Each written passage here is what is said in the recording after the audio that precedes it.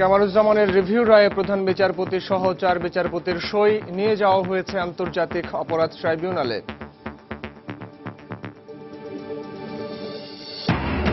ঢাকা চট্টগ্রামে চলছে মেয়র প্রার্থীদের নির্বাচনী প্রচারণা। ভোটারদের দ্বারে দ্বারে আওয়ামী লীগ সমর্থিতরা। মির্জা আব্বাসের পক্ষে মাঠে নামলেন তার স্ত্রী। স্বাস্থ্য খাতে জনবল সৃষ্টি করছে সরকার, বেসরকারি খাতকেও এগিয়ে আসার আহ্বান। গাজীপুরে মায়ের নামে নার্সিং কলেজ উদ্বোধন করলেন প্রধানমন্ত্রী। রাজনৈতিক টানাপোড়েনের পরও চলতি বাজেট বাস্তবায়নে আশাবাদী অর্থ প্রতিমন্ত্রী। প্রকল্পের মানসম্পন্ন বাস্তবায়নে হবে বড় চ্যালেঞ্জ বলছেন বিশ্লেষকরা। এবং পরিবেশ দূষণের শাস্তি শুধু জরিমানায় সীমাবদ্ধ, মামলা করে না সংশ্লিষ্ট অধিদপ্তর। প্রভাবশালীদের জড়িত থাকার অভিযোগ, আইনে পরিবর্তন আনার তাগিদ।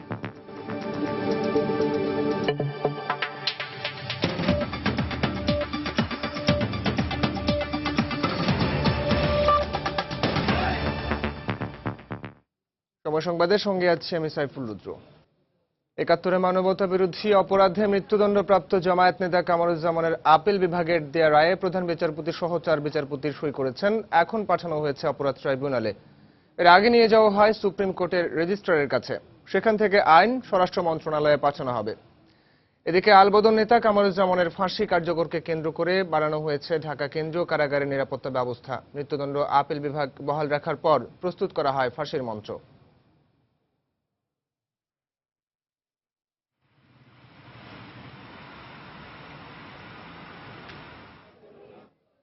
এই মুহূর্তে আন্তর্জাতিক অপরাধ ট্রাইব্যুনালে আছেন আমাদের রিপোর্টার আফজাল হোসেন। আমরা সরাসরি চলে যাচ্ছি সেখানে। আফজাল,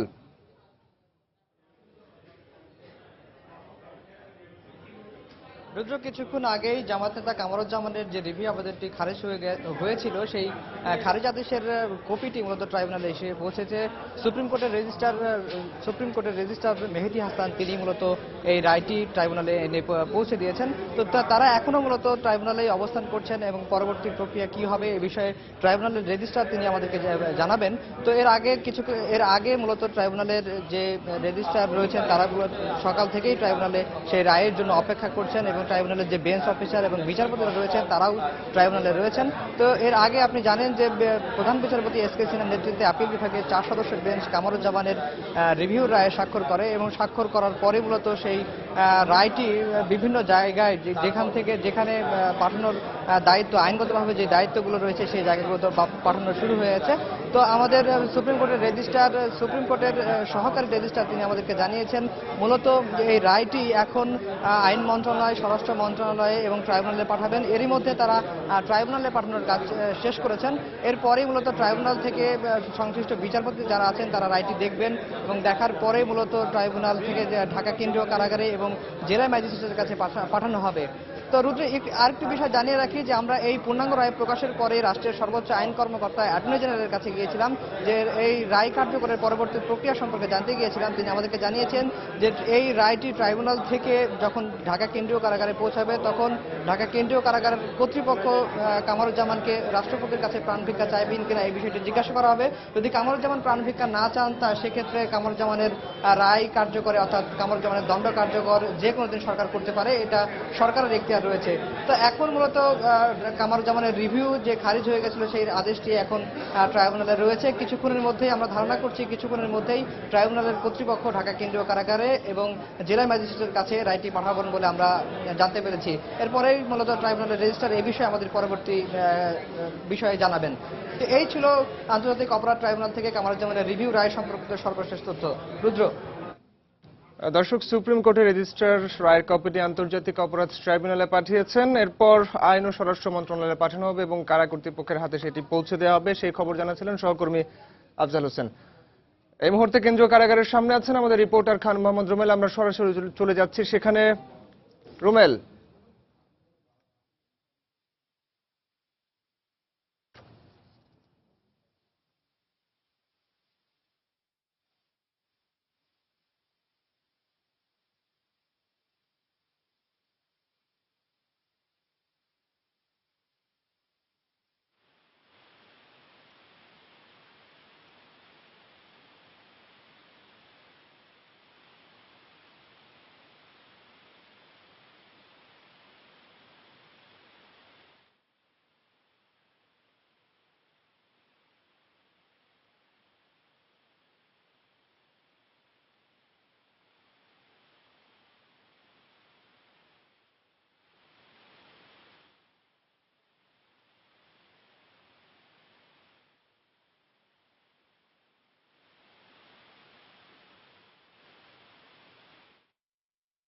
মৃত্যুদণ্ড বহাল রেখে এই আদেশটি দেওয়া হয়েছিল। সেই দিন যেমনটি দেখেছিলাম যে এই কারাগার এলাকায় বিকালের পর থেকে যানবাহন চলাচল বন্ধ করে দেওয়া হয়েছিল এবং এই কারাগারের আশপাশে এবং বিভিন্ন ভবনের ছাদে পুলিশের সদস্যরা অবস্থান নিয়েছিলেন।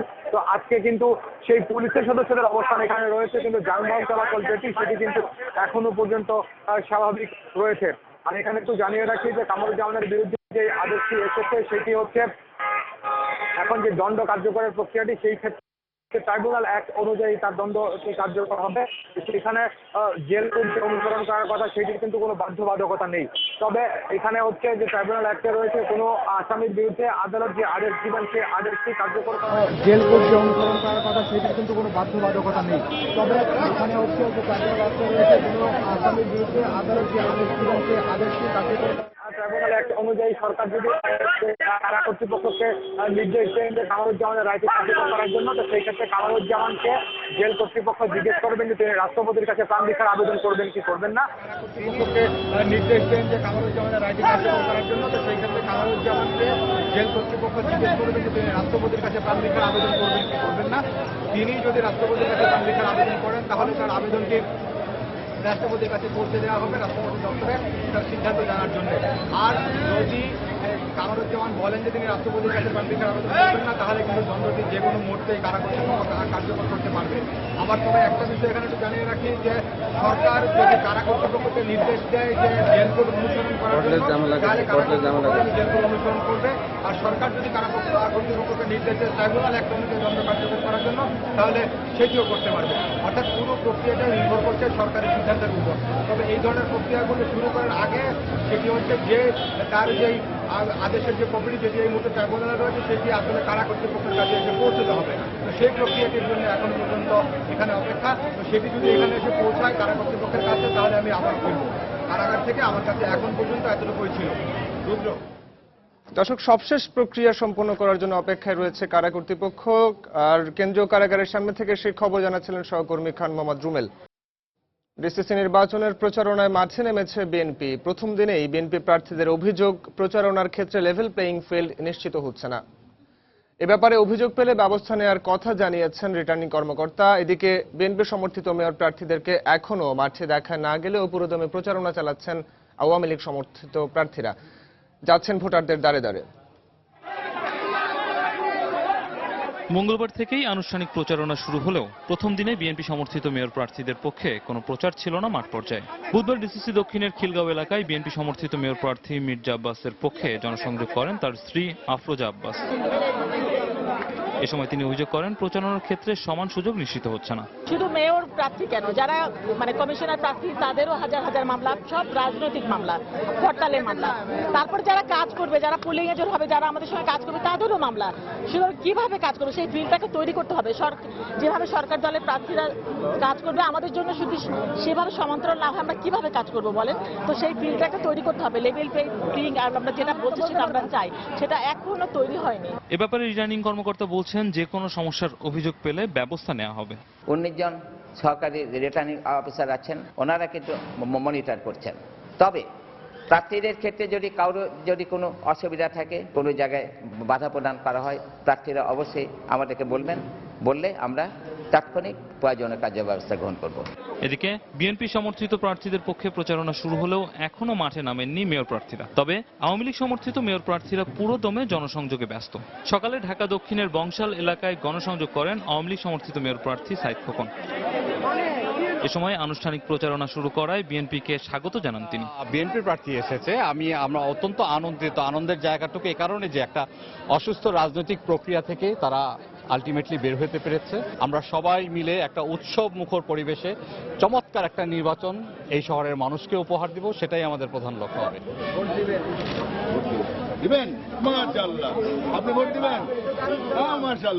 আর কল্যাণপুর ও গাবতলী এলাকায় জনসংযোগ করেন ঢাকা উত্তরের আওয়ামী লীগ সমর্থিত মেয়র প্রার্থী আনিসুল হক। সবাই খুব উৎসাহ নিয়ে ইলেকশন করছে। অনেকেই এখনো যাদের প্রার্থিতা এখনো চূড়ান্ত হয়নি, চেষ্টা করছেন তার প্রার্থিতা চূড়ান্ত করার জন্য। সেগুলো দেখেও মানুষকে উৎসাহিত হচ্ছে যেন সবাই ইলেকশন করতে পারেন।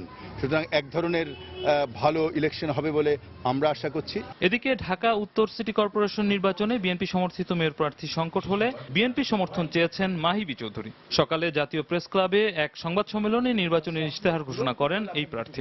শুধু স্বপ্ন দেখে লাভ নেই। রামিম হাসান, সময় সংবাদ, ঢাকা। পূরণ করবার জন্য চট্টগ্রামও শুরু হয়েছে সিটি নির্বাচনের আনুষ্ঠানিক প্রচারণা। সকালে হযরত শাহ আমানত মাজার জিয়ারত করে নির্বাচনী প্রচারণার কাজ শুরু করেন আওয়ামী লীগ সমর্থিত মেয়র প্রার্থী আজম নাসির। এ সময় তার সঙ্গে উত্তর জেলা, দক্ষিণ জেলা ও মহানগর আওয়ামী লীগের সিনিয়র নেতাকর্মীরা উপস্থিত ছিলেন। মাজার এলাকার আশপাশে প্রচারণা শেষ করে তিনি চাকতাই এলাকায় প্রচার শুরু করেন। এছাড়া বকশীবাজার, টেরিবাজার ও খাতুনগঞ্জেও গণসংযোগ করেন তিনি। প্রচারণায় আজম নাসির চট্টগ্রাম নগরীতে জলাবদ্ধতা সহ নানা সমস্যার সমাধানের প্রতিশ্রুতি দেন।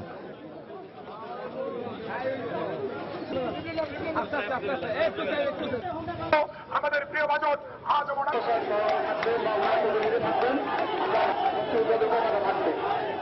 আমি কথা কম বলতে চাই, কাজের মাধ্যমেই সেটার আমি সাক্ষ্য রাখতে চাই। কেন্দ্রভিত্তিক নাগরিক কমিটি আছে, বুথভিত্তিক কমিটি আছে এবং সেই কমিটিগুলো সম্মানিত ভোটারদের কাছে সরাসরি যাবেন। প্রতীক এখনও আমরা বরাদ্দ পাইনি, 10 তারিখ প্রতীক পাবো এবং তারপর থেকে প্রতীক পাওয়ার পরেই আমরা আমাদের 11 তারিখ থেকে আমরা ফুল সুইং আমরা আমাদের নির্বাচনী কার্যক্রমে অংশগ্রহণ করব। সম্মানিত নেতৃবৃন্দ যারা আছেন সবাই যত বেশি সংখ্যক আমরা সারাদিনই আচরণবিধি মেনেই আমাদের যাবতীয় কার্যক্রমে নির্বাচনী কার্যক্রমে আমরা অংশগ্রহণ করব। মিথ্যাচারে লিপ্ত হয়ে স্থানীয় সরকার নির্বাচনকে প্রশ্নবিদ্ধ করার অপচেষ্টা মেনে নেওয়া হবে না বলে মন্তব্য করেছেন আওয়ামী লীগ নেতারা।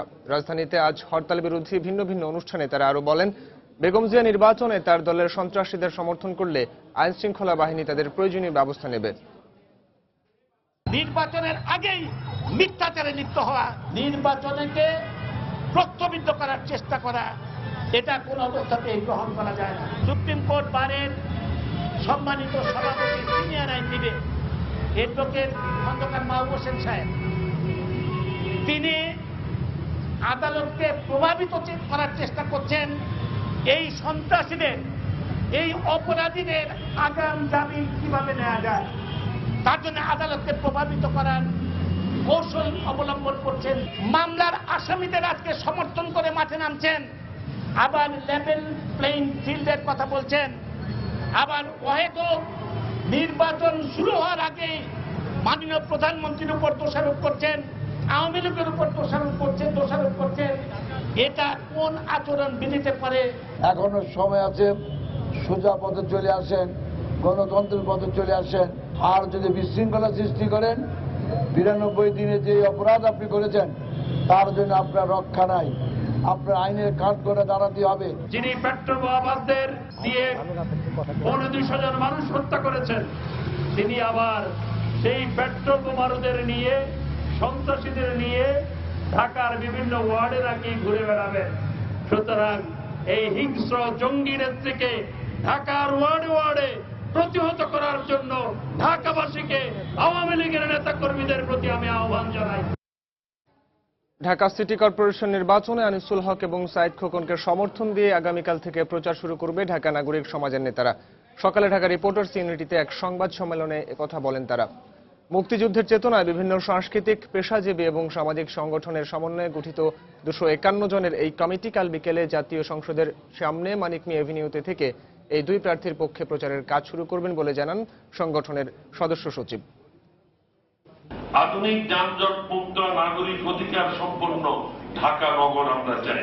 শীতলক্ষা, বুড়িগঙ্গা, বালু নদী, তুরাগ নদী, সেটাকে ঘিরে সার্কুলার নৌপথ চালু করতে হবে। এই স্বল্প আয়ের নগরবাসীর জন্য আরো নতুন সরকারি হাসপাতাল নিয়োগ করতে হবে, কারণ বেসরকারি হাসপাতালের চিকিৎসা ব্যয় এত অধিক যে সাধারণ মানুষের পক্ষে সেই চিকিৎসা গ্রহণ করা সম্ভব নয়। ঢাকা শহরের যে জলাবদ্ধতা, পয় প্রণালী নিষ্কাশনের যে অব্যবস্থা রয়েছে, গ্যাস, বিদ্যুৎ, পানি সরবরাহের সর্বোচ্চ অগ্রাধিকার দিয়ে এই বিষয়গুলো সমাধান করতে হবে। নাগরিকদের বলবো যে আনিসুল হক এবং সাইদ খোকনকে আপনারা নির্বাচিত করুন এবং আমরা মনে করি যে এই ঢাকাকে গড়ে তুলতে হবে সবুজ ঢাকা হিসেবে দেখতে চাই।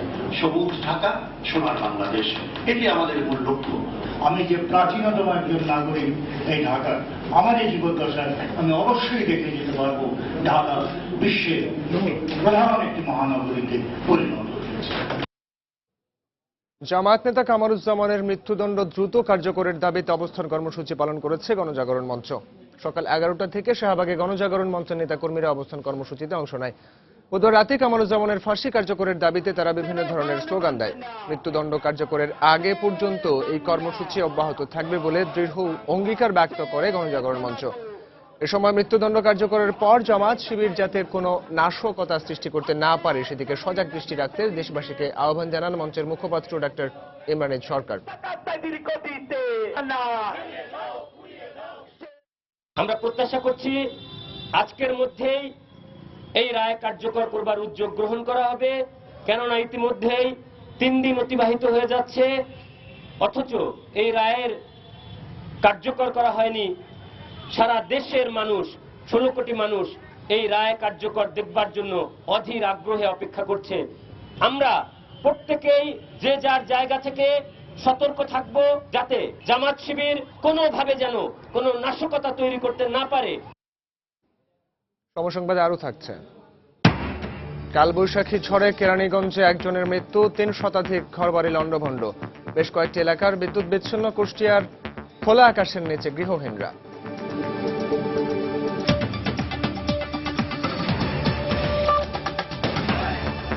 অসুস্থ হলে চিকিৎসার জন্য বিদেশে যাবার প্রবণতা বন্ধ করার আহ্বান জানিয়ে প্রধানমন্ত্রী শেখ হাসিনা বলেছেন, দেশে আন্তর্জাতিক মানের চিকিৎসা নিশ্চিত করতে সরকারি এবং বেসরকারিভাবে আরও মেডিকেল কলেজ ও হাসপাতাল নির্মাণ করা হচ্ছে। সাভারে শেখ ফজিলাতুন্নেসা মুজিব মেমোরিয়াল কাপিজে নার্সিং কলেজের শিক্ষা কার্যক্রম উদ্বোধন করে তিনি এসব কথা বলেন। এ সময় প্রধানমন্ত্রী জানান, শিগগিরই আরও 10,000 নার্স নিয়োগ দেওয়া হচ্ছে। 2013 সালে মালয়েশিয়ার প্রধানমন্ত্রী দাতু সিরি নাজিব বিন আব্দুল রাজ্জাক, বাংলাদেশের প্রধানমন্ত্রী শেখ হাসিনা এবং তার বোন শেখ রেহানা যৌথভাবে উদ্বোধন করেছিলেন অত্যাধুনিক এই হাসপাতালটি। পুনরায় হাসপাতাল পরিদর্শনে এসে প্রধানমন্ত্রী শেখ হাসিনা ঘুরে ঘুরে দেখেন এর চিকিৎসা সুবিধা। এর আগে প্রধানমন্ত্রীর মায়ের নামে নামকরণ করা নার্সিং কলেজের শিক্ষা কার্যক্রম উদ্বোধন করে তিনি বলেন, স্বাস্থ্যসেবা সাধারণ মানুষের দোরগোড়ায় নিয়ে যাওয়া সরকারের লক্ষ্য। অসুখ বিসুখ হলে সবাই মনে করে এক্ষুনি বিদেশে যেতে হবে, আর এই ব্যাপারটা আমার সাংঘাতিক অনীহা যে কেন বিদেশে যেতে হবে, আমার দেশে কেন আন্তর্জাতিক মানসম্পন্ন হসপিটাল গড়ে উঠবে না। সরকারি এবং বেসরকারি খাতে আরও বেশি মেডিকেল কলেজ যাতে গড়ে ওঠে সে ব্যাপারেও আমরা যথেষ্ট পদক্ষেপ নিয়েছি। আমরা চাই যে আমাদের দেশে আরও আন্তর্জাতিক মানসম্পন্ন হসপিটাল গড়ে উঠুক, মানুষ সেবা পাক, এবং আমি এটা ঘোষণা দিতে পারি আজ থেকে আমার যত চিকিৎসার জন্য যা লাগবে আমি এই হাসপাতালে এসে চিকিৎসা নেব। নার্সিংকে মহৎ পেশা হিসেবে উল্লেখ করেন শেখ হাসিনা। নতুন প্রজন্মকে আহ্বান জানান এ পেশা বেছে নিতে। গ্র্যাজুয়েট নার্স তৈরি করা, পাশাপাশি একেবারে বিদেশে ট্রেনিং দেওয়ানো, মাস্টার্স করবে, পিএইচডি করে আসবে, সেই সুযোগটাও আমরা সৃষ্টি করে দিচ্ছি। কারণ এর যে একটা গুরুত্ব আছে, এটার যে অত্যন্ত প্রয়োজন, সেই প্রয়োজনীয়তাটাকেই আমি গুরুত্ব দিয়েছি। আমাদের দেশে ডাক্তার এবং নার্স উভয়েরই চাহিদা রয়েছে। আমরা ইতিমধ্যে নিয়োগ দিয়েছি এবং আরো 10,000 নার্স আমরা নিয়োগ দেব সিদ্ধান্ত নিয়েছে এবং পদ সৃষ্টি করছে। বঙ্গবন্ধু মেমোরিয়াল ট্রাস্ট থেকে গাজীপুরের কলকারখানা এবং পোশাক শ্রমিকদের চিকিৎসা নিশ্চিত করতে 6 একর জমির উপর নির্মাণ করা হয় 250 শয্যার এই হাসপাতালটি। শাহ আলী জয়, সময় সংবাদ, ঢাকা। রায়ের কপি কারাগারে পৌঁছানোর পর কামারুজ্জামানকে প্রাণ ভিক্ষার বিষয়ে জিজ্ঞেস করবে কারা কর্তৃপক্ষ, জানিয়েছেন অ্যাটর্নি জেনারেল মাহবুবে আলম। এক্ষেত্রে তিনি রাষ্ট্রপতির কাছে প্রাণ ভিক্ষা না চাইলে তার ফাঁসি কার্যকরের বিষয়ে সরকার সিদ্ধান্ত নেবেন বলেও জানান রাষ্ট্রের সর্বোচ্চ এই আইন কর্মকর্তা। দুপুরে তিনি সাংবাদিকদের একথা জানান।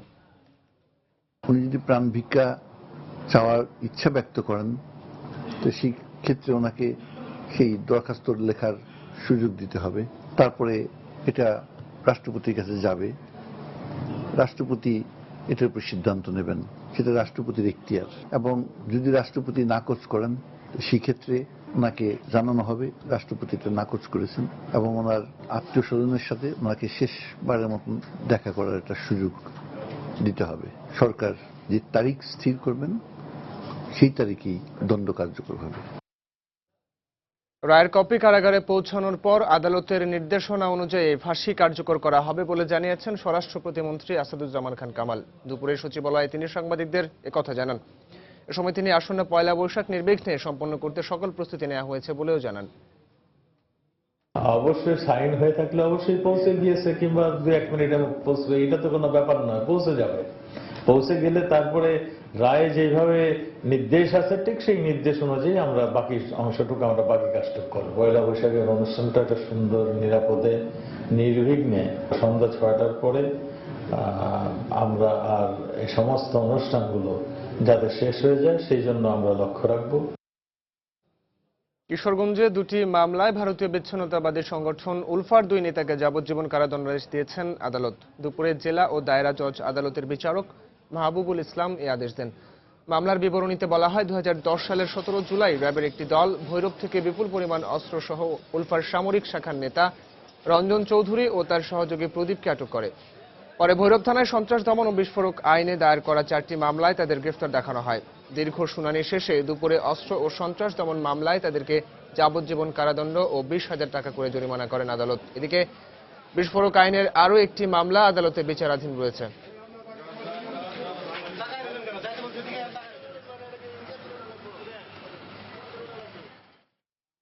কুষ্টিয়ায় পানিতে ডুবে মৃত্যু হয়েছে 2 শিশুর। এই ঘটনায় পরিবারে নেমে এসেছে শোকের ছায়া। পুলিশ ও স্বজনরা জানায়, বেলা 11টার দিকে দৌলতপুর উপজেলার কালিদাসপুর গ্রামের রফিকুল ইসলামের 5 বছর বয়সী শিশু জিনিয়াস এবং তার 4 বছর বয়সী ভাতিজে লামিয়া বাড়ির একটি পুকুরের পাশে খেলছিল। এ সময় তারা দুজনে পানিতে পড়ে যায়। পরে টের পেয়ে পরিবারের লোকজন তাদেরকে মৃত অবস্থায় উদ্ধার করে। এই ঘটনায় স্বজনদের মাঝে আহাজারি চলছে।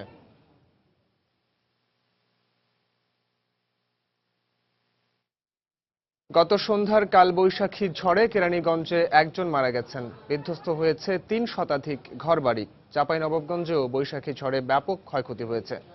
সন্ধ্যায় দোহারের বিভিন্ন এলাকায় কালবৈশাখীর তাণ্ডব চলে ঘণ্টাব্যাপী। এতে উপজেলার জয়পাড়া, বিলাসপুর, ইউসুফপুর ও মাহমুদপুর সহ বেশ কয়েকটি এলাকায় 3 শতাধিক কাঁচা ও আধা পাকা ঘর লণ্ডভণ্ড হয়ে যায়। এ সময় আউলিয়াবাদ এলাকায় গাছ চাপা পড়ে রুম্পা নামে এক কিশোরী মারা যায়। এছাড়া বেশিরভাগ এলাকায় বৈদ্যুতিক খুঁটি ভেঙে পড়ায় বিদ্যুৎ সংযোগ বিচ্ছিন্ন হয়ে যায়।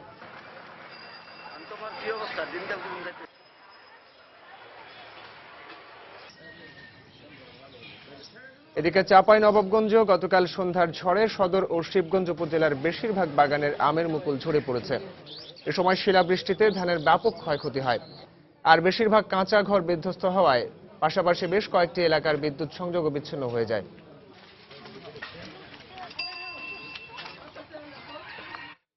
এদিকে কুষ্টিয়ায় গত দুদিনের কালবৈশাখী ঝড়ে খোলা আকাশের নিচে বসবাস করছেন গৃহহীন পরিবারগুলো।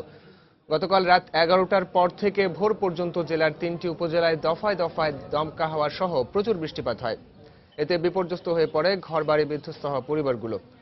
ঘরগুলো মেরামত করার আগেই আবারও বৃষ্টিপাত হওয়ায় চরম বিপাকে পড়েন তারা। এদিকে ক্ষতিগ্রস্ত পরিবারগুলোকে আর্থিক সহায়তা দেওয়ার আশ্বাস দিয়েছে জেলা প্রশাসন।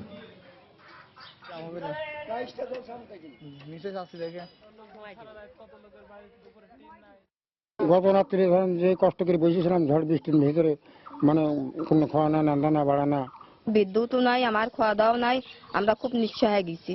ঘর দোর ভেঙে চুরি গেছে, কোনো সরকারি সাহায্য পাইনি আমরা, কোনো সরকারি লোকজনও আসেনি এ পর্যন্ত। ইতিমধ্যে আমি সরকারের ত্রাণ ভান্ডার থেকে 100 মেট্রিক টন চাউল আমরা দিয়েছি, জিয়ার চাউল, এবং 7 লক্ষ টাকার মতো আমরা বিতরণ করেছি। আরও আমাদের পাইপলাইনে রয়েছে। 5 এপ্রিল বাংলাদেশে হয়ে যাওয়া ঝড়ের ক্ষয়ক্ষতি পর্যালোচনা করেছে জাতিসংঘ।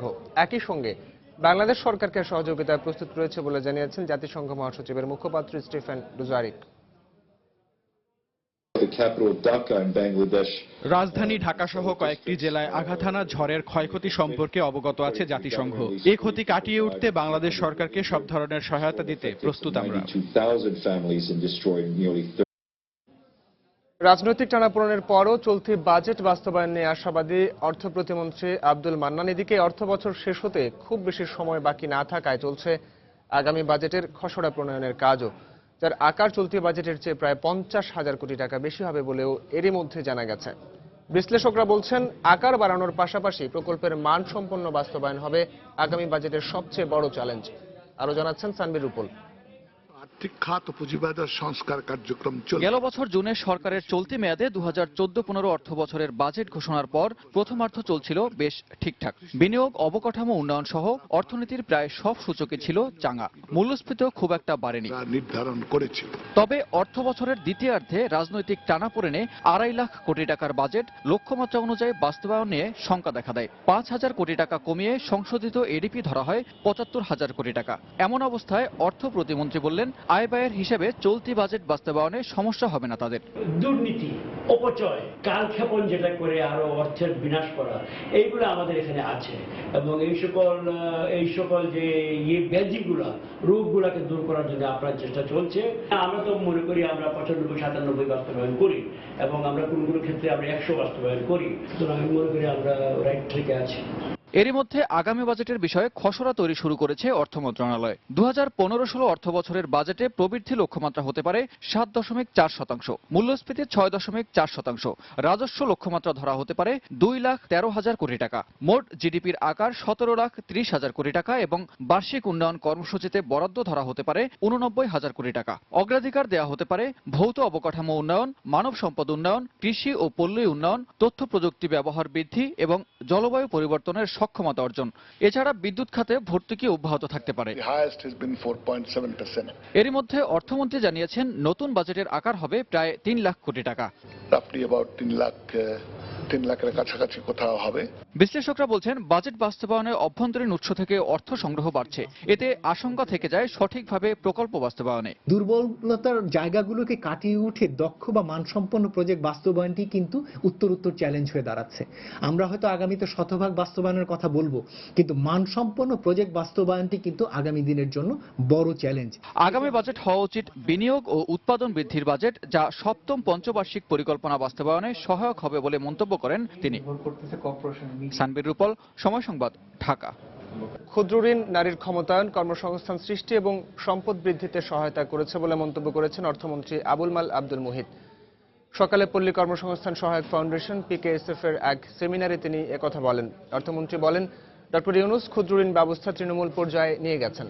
গ্রামীণ ব্যাংকেই দারিদ্র্য দূরীকরণের সহায়ক PKSF প্রতিষ্ঠায় সহায়তা করেছে মন্তব্য করে তিনি বলেন, এখন প্রাতিষ্ঠানিকভাবে PKSF দারিদ্র্য দূরীকরণে ক্ষুদ্র ঋণ ব্যবহারের মাধ্যমে সফলতা পেয়েছে। সেমিনারে PKSF এর চেয়ারম্যান ডক্টর কাজী খলিকুজ্জামান বলেন, পল্লী কর্মসংস্থানের মাধ্যমে ক্ষুদ্র ঋণের বহুমুখী ব্যবহার করছেন তারা। এছাড়া দারিদ্র্য ও অতি দারিদ্রতা দূর করতে যথাযথ বরাদ্দ দেওয়া উচিত বলে মনে করেন তিনি।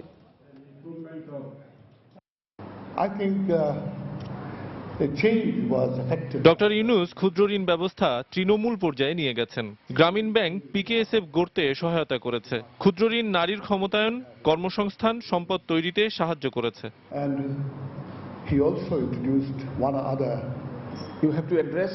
অনেকেই হয়তো মনে করেন ক্ষুদ্র ঋণ উন্নয়নে ভূমিকা রাখে না, তবে আমরা ক্ষুদ্র ঋণের বহুমুখী ব্যবহার করছি। সাপ্তাহিক, মাসিক, বার্ষিক কিস্তিতে ঋণ পরিশোধের ব্যবস্থা করেছি।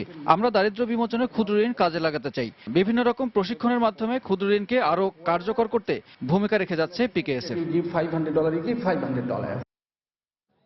রাজশাহীতে বাংলাদেশ ফ্লাইং একাডেমির প্রশিক্ষণ বিমান দুর্ঘটনার 1 সপ্তাহ পেরিয়ে গেলেও এখনো জমা দেওয়া হয়নি তদন্ত প্রতিবেদন। তদন্ত কমিটিকে ঘটনার 3 দিনের মধ্যে প্রতিবেদন জমা দিতে বলা হয়েছিল। গত 1 এপ্রিল দুপুরে রাজশাহীর শাহ মখদুম বিমানবন্দরের রানওয়ের পাশে বাংলাদেশ ফ্লাইং একাডেমির একটি প্রশিক্ষণ বিমান বিধ্বস্ত হয়। এতে তামান্না রহমান নামের এক প্রশিক্ষণার্থী পাইলট নিহত হন। গুরুতর আহত হন প্রশিক্ষক pilot lieutenant colonel Saeed Kamal. সেদিনে বেসামরিক বিমান চলাচল কর্তৃপক্ষের পরিচালক নাজমুলের নামকে প্রধান করে 5 সদস্যের একটি তদন্ত কমিটি গঠন করা হয়, যাদের প্রতিবেদন জমা দেওয়ার কথা ছিল গত রোববার।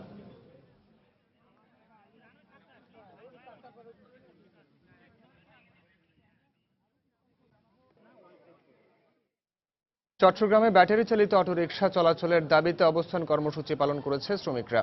সকাল 10:30টার দিকে চট্টগ্রাম প্রেস ক্লাব চত্বরে সহস্রাধিক অটোরিকশা শ্রমিক এই কর্মসূচিতে অংশ নেন। এ সময় বিভিন্ন স্লোগান ও ব্যানারের মাধ্যমে অটোরিকশা চলাচলে নিষেধাজ্ঞা তুলে নিতে আহ্বান জানান তারা। এমনকি আগামী 3 দিনের মধ্যে অটোরিকশা চলাচলের অনুমতি না দেয়া হলে অনির্দিষ্টকালের অবস্থান কর্মসূচির হুঁশিয়ারি দেন তারা। পরে সেখান থেকে একটি বিক্ষোভ মিছিল নিয়ে পুলিশ কমিশনারের কাছে স্মারকলিপি দেন বিক্ষোভকারীরা। গত 23 মার্চ উচ্চ আদালতের নির্দেশে চট্টগ্রামে ব্যাটারি চালিত অটোরিকশা চলাচল বন্ধ করে দেওয়া হয়।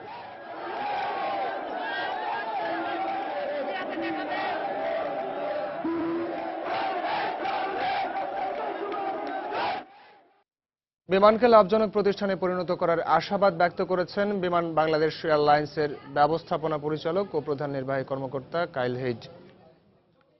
দুপুরে বিমানের প্রধান কার্যালয় বলাকায় সংবাদ সম্মেলনে তিনি একথা জানান। এ সময় তিনি বিমানের টিকিট বুকিং পদ্ধতির পরিবর্তনের ঘোষণাও দিয়েছেন।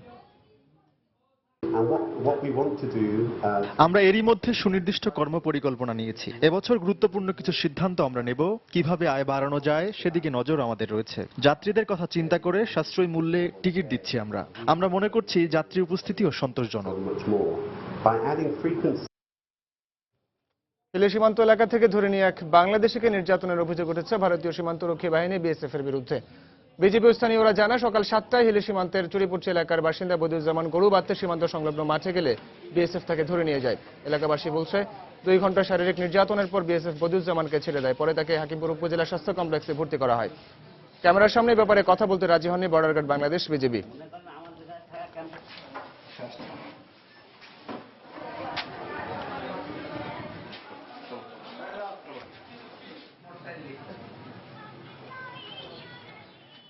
পরিবেশ দূষণ বন্ধ না হলেও মামলা শূন্য হয়ে পড়েছে পরিবেশ আদালত। আর এ বিষয়ে রাষ্ট্রপক্ষের আইনজীবী জানান, শুধু জরিমানার মধ্যে সীমাবদ্ধ থাকায় গত 3 বছরে আদালতে কোনো মামলা দায়ের করেনি পরিবেশ অধিদপ্তর।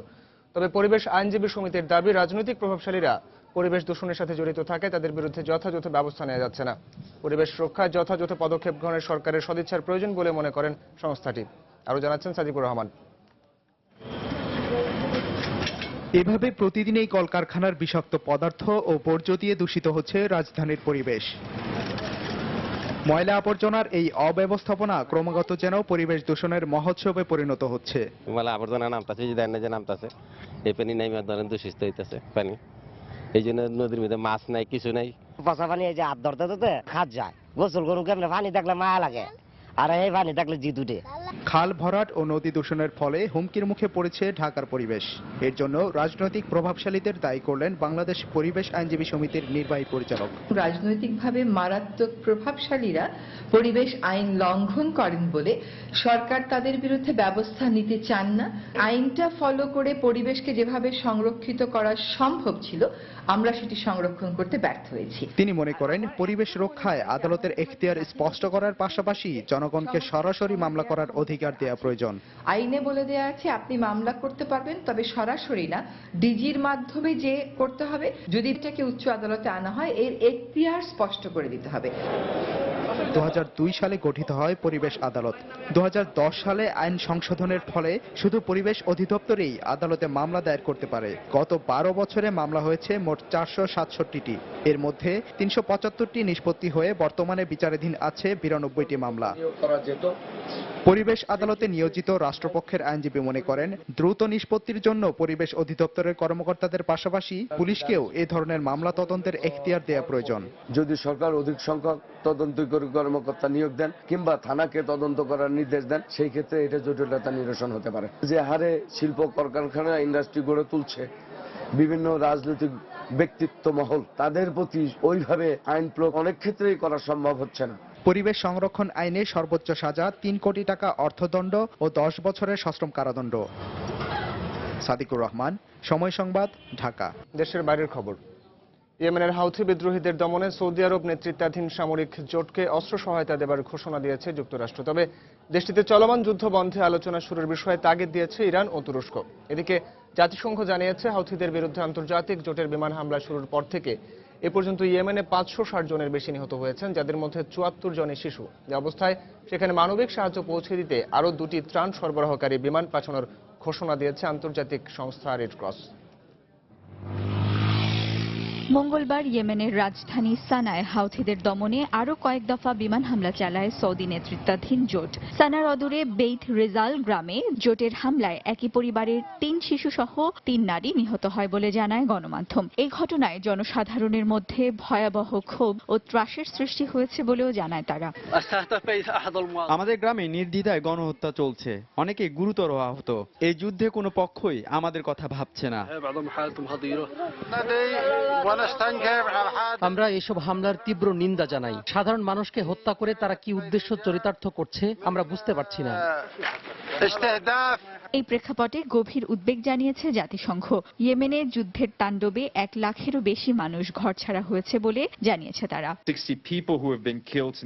ইয়েমেন যুদ্ধে নারী ও শিশুরা সবচেয়ে বেশি ক্ষতিগ্রস্ত হচ্ছে। যুদ্ধের ভয়াবহতা তাজা প্রাণ কেড়ে নেয়ার পাশাপাশি ঘরছাড়া করে উদ্বাস্তুর মতো জীবনযাপনে বাধ্য করছে তাদের। মানবিকতার চরমতম অবমাননার উদাহরণ এটি। এদিকে আন্তর্জাতিক সাহায্য সংস্থা রেড ক্রসের এক মুখপাত্র জানান, দেশটিতে আগামী 2 দিনের মধ্যেই 32 টন চিকিৎসা সরঞ্জাম, তাঁবু ও বৈদ্যুতিক জেনারেটরের মতো জরুরি দ্রব্য সামগ্রী সহ 2টি বিমান পাঠানোর ব্যবস্থা নিয়েছে তারা। ইয়েমেনে মানবিক পরিস্থিতি নিয়ে আন্তর্জাতিক সংস্থাগুলোর সকল উদ্বেগ উপেক্ষা করে আরব জোটকে অস্ত্র সহায়তা দেওয়ার ঘোষণা দিয়েছে যুক্তরাষ্ট্র। মঙ্গলবার রিয়াদে মার্কিন উপপররাষ্ট্রমন্ত্রী টনি ব্লিকেন জানান, হাউথি বিরোধী জোটকে গোয়েন্দা তথ্য দিয়ে সহায়তা করছে ওয়াশিংটন। সৌদি জোট যে শক্ত হাতে ইয়েমেনের বিদ্রোহীদের দমন করছে তাতে স্পষ্ট দেখা যাচ্ছে যে সেখানে শিয়াপন্থী হাউথি ও তাদের দোসরদের কোনো জায়গা থাকবে না। এই হাউথি বিরোধী অভিযানের অংশ হিসেবে প্রেসিডেন্ট হাদি সমর্থক ও আরব জোটকে অস্ত্র দিয়ে সহায়তা করব আমরা। তবে ইয়েমেনে রক্তপাত বন্ধে কাজ করতে সংলাপের উপর জোর দিয়েছে আরব জোটের অন্যতম শরিক তুরস্ক ও হাউথিদের মদতদাতা হিসেবে অভিযুক্ত ইরান। তেহরানে তুর্কি প্রেসিডেন্ট রিসেপ তাইয়েপ এরদোগানের সাথে এক দ্বিপক্ষীয় বৈঠকে ইরানের প্রেসিডেন্ট হাসান রুহানি বলেন, ইয়েমেনের বিবাদমান পক্ষগুলোকে আলোচনায় বসানোর ক্ষেত্রে তুরস্ক ও ইরানের সমঝোতা করা উচিত।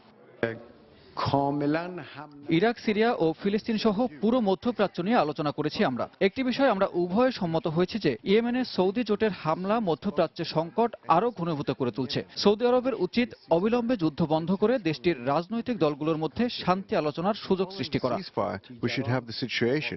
এদিকে ইয়েমেন যুদ্ধ যাতে সীমানা পেরিয়ে সৌদি ভূখণ্ডে ছড়াতে না পারে তা নিশ্চিত করতে দেশটির সীমান্তে নিরাপত্তা আরো জোরদার করেছে রিয়াদ। দেশটির দক্ষিণাঞ্চলের এই সীমান্তে গেল সপ্তাহে 3 সৌদি সেনা নিহত হওয়ার পর থেকে সেখানে কড়া পাহারার ব্যবস্থা করা হয়। সঞ্জিদা ইসলাম, সময় সংবাদ।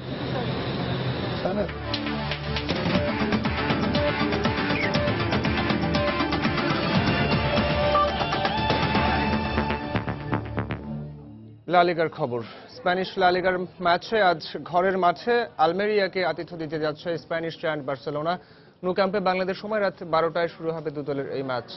চলতি মৌসুমে একের পর এক জয় পেয়ে বেশ ফুরফুরে মেজাজে আছে বার্সেলোনা, কেননা শেষ 5 ম্যাচের 5টিতেই জয় তুলে নিয়েছে তারা। যদিও শেষ ম্যাচে সেল্টা ভিগোর বিপক্ষে বেশ কষ্টার্জিত জয় পেয়েছে স্বাগতিকরা, তবে লিগে 71 পয়েন্ট নিয়ে এখনও টেবিলের শীর্ষে আছে কাতালানরা। আর তাই আত্মবিশ্বাসে ভরপুর হয়েই টেবিলের তলানি দল আলমেরিয়ার বিপক্ষে মাঠে নামছে তারা। এছাড়া প্রতিপক্ষ আলমেরিয়ার বিপক্ষে শেষ 5 ম্যাচের প্রতিটিতেই জয়ের রেকর্ড আছে বার্সার। তাছাড়া আলমেরিয়ার বিপক্ষে শেষ 6 বারের দেখায় 9 গোল করা লিওনেল মেসি আছেন বার্সেলোনার শিবির সামলাতে। সেই সাথে সাসপেনশন কাটিয়ে দলে ফিরছেন জাভিয়ের মাস্টেরানে। তাই সব মিলিয়ে আলমেরিয়ার বিপক্ষে জয় ছাড়া অন্য কিছুই ভাবছে না লুই এনরিকের শিষ্যরা।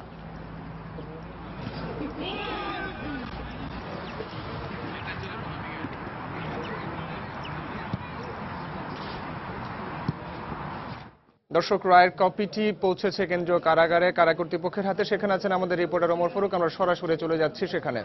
ওমর,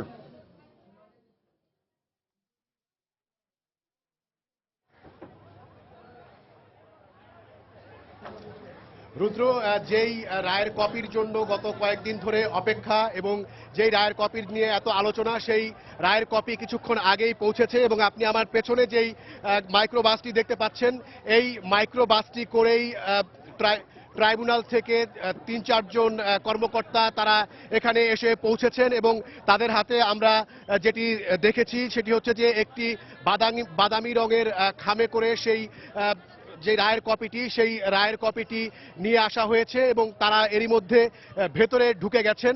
আর সকাল থেকেই এই ঢাকা কেন্দ্রীয় কারাগারের যিনি সর্বোচ্চ কর্মকর্তা সিনিয়র জেল সুপার ফরমান আলী, তিনি সেখানেই তার যে ভেতরে যেই অফিস রয়েছে, যেই দপ্তর রয়েছে, সেই দপ্তরে তিনি সকাল থেকেই সেখানে অপেক্ষা করছেন। সুতরাং এখন যারা ট্রাইব্যুনাল থেকে এই রায়ের কপি নিয়ে এসেছেন তাদেরকে আসলে খুব বেশি সময় অপেক্ষা করতে হবে না। এই ঢাকা কেন্দ্রীয় কারাগারের যে মূল ফটক, সেই মূল ফটক দিয়ে ঢুকতেই একটু ভেতরে গেলেই বাঁ পাশেই ফরমান আলীর সেই অফিস।